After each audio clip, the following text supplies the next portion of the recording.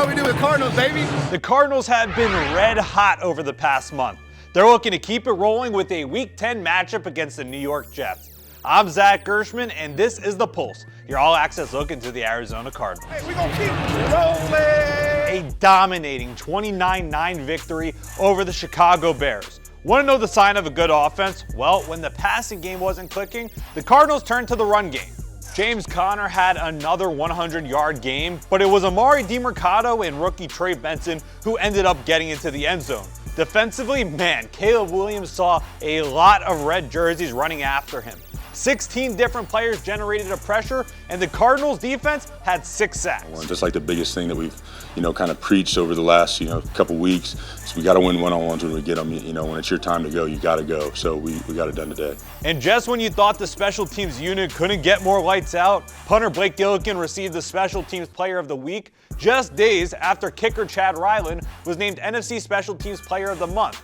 Special Teams Coordinator Jeff Rodgers, take a bow. Special teams was lights out, everybody involved.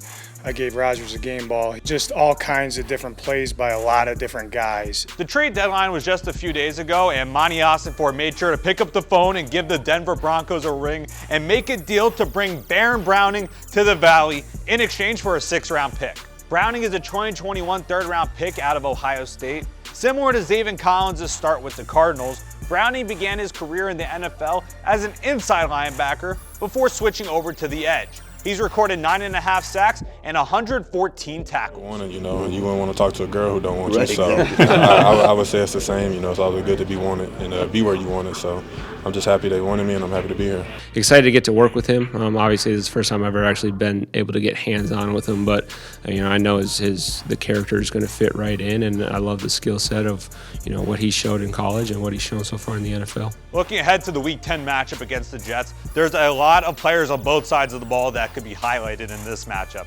However, you can't talk about a game against the Jets without featuring Davante Adams and, of course, quarterback Aaron Rodgers. Sure, on the defensive side, Hassan Reddick and Sauce Gardner definitely stand out, but the Cardinals have a history of playing wired-to-wired games against Aaron Rodgers. Jonathan Gannon and Nick Rallis have as well during their previous stops. Yes, the Jets have a 3-6 record, but the Cardinals aren't taking New York lightly. Team, their record doesn't represent how good of a team they are, how talented they are. Got all pro guys over there. Fun little story as we get set to wrap up the Pulse. The term family is often heard in this facility. And resonating with that family atmosphere, Nick Rallis took it to another level. Just 4 hours before the Cardinals kicked off against the Chicago Bears, Nick Rallis had his 2nd son. His name? Dominic Kaiser Rallis. Yes, does that middle name sound familiar? Named after Kaiser White in honor of all the other players that defensive coordinator Nick Rallis has coached. But Kaiser specifically, I can tell my son ultimately what stands out to him, and probably why he's a captain is the ultimate teammate, ultimate team first guy. Heartwarming story there between the two.